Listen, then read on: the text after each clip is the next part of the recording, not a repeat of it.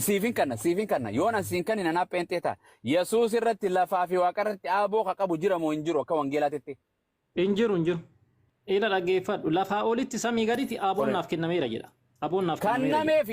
kennameefi jira namuma gartee aaboon Yesuus irra kennamteefi jira yoon sii kanne Yesuus aaboo uumama hundarratti hin qabu jettee ni amantaa hin qabu ni jetta galgala kana Yesus Kristoosin olitti aaboo kan qabutu jira yoo macaan keessa waan jiraatu taate Yesuusitu narratti qabdaa'u jedheen Yesuustu jedhe narra qabda jedheen aaboo baasi bakka san yoon sii kanne islaama taatamoo kiristaanummaa keessaa baata yeroo san laalla baasi rakkoon qabu ilaallaa miti amma jedhi zalaalam naa gaafadhu zalaalam kun na beeka gartee waan an jedhu zalaalam ni beeka gaafa kan harka noon qabsiisin naan jedhe zalaalam naa gaafadhu ati shakkin yoo hin jira ta'e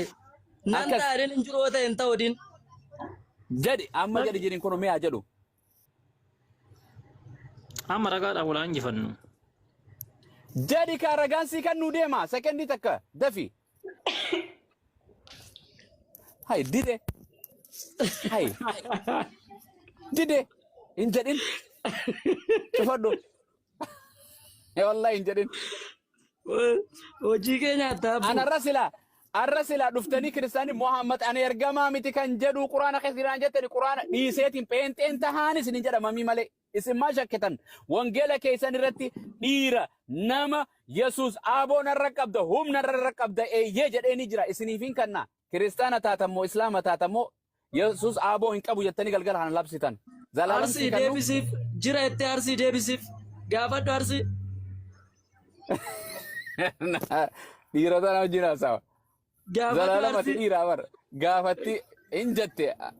baratti akka Yesuus gartee aaboo waa hunda godhuu hin dandeenye. Abaaboo nurrattis darbadhaa ijoolleen kiristaanaa. Darba. Waan jedhe Yesuus Kiristoos du'e moo hin duune Zalaalam? Yesuus Kiristoos du'eera. Eenyutu ajjeeseette? Eenyutu ajjeeseette? Waan si gaafadhe Waaqayyo duwwaa ajjeesuu aaboo ajjeesuu Waaqayyo duwwaa qabaami? Gobas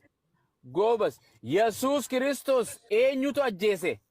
Yesuus Kiristoos namuma akka kee inni faranjiidhaan inni maalidha jedhee nama taqawamutu ajjeese Yesuus Kiristoos wanga kanatti nega kan ajjeesu Waaqayyo cal duwwaadhaami